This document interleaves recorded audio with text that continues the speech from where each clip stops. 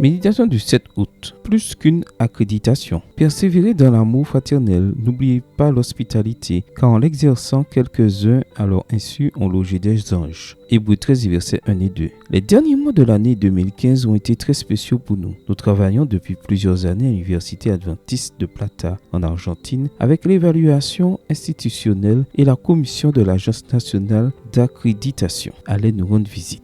Nous avions amélioré les structures et élaboré des projets innovants. Nous avions développé des ressources humaines et assaini nos finances, mais tout cela ne nous empêchait pas d'être incertains quant à ce qui pouvait arriver. Le jour est venu et les homologues sont arrivés. Ils étaient parmi les meilleurs dans la gestion et l'administration de l'enseignement supérieur du pays, de bons analystes expérimentés. Nous avions tous les documents prêts, mais les plus petits détails avaient été enregistrés et copiés plusieurs fois. Tout était très cérémoniel jusqu'à ce que le président de la commission nous dise qu'il nous connaissait bien, qu'il avait eu une adventiste comme directrice de l'une de ces institutions et qu'il nous appréciait. Ce commentaire nous a permis d'être ce que nous sommes habituellement, aimables, hospitaliers, attentionnés et même un peu naïfs. Ce furent des journées de travail intenses, remplies de questions et de suggestions, mais aussi d'une relation étroite. Je revois encore les adieux, les larmes aux yeux et les accolades des membres de cette commission. Avant de partir, ils nous ont recommandé de ne jamais cesser d'être qui nous sommes. Je frissonne encore. Comment sommes-nous? Nous sommes comme Jésus si nous marchons à ses côtés. Il nous donne la force d'aller à contre-courant. Et là où on dit agressivité, nous exprimons de l'affection. Là où on propose de la compétitivité, nous proposons de la coopération. Là où un moi s'établit, nous plaçons un tu.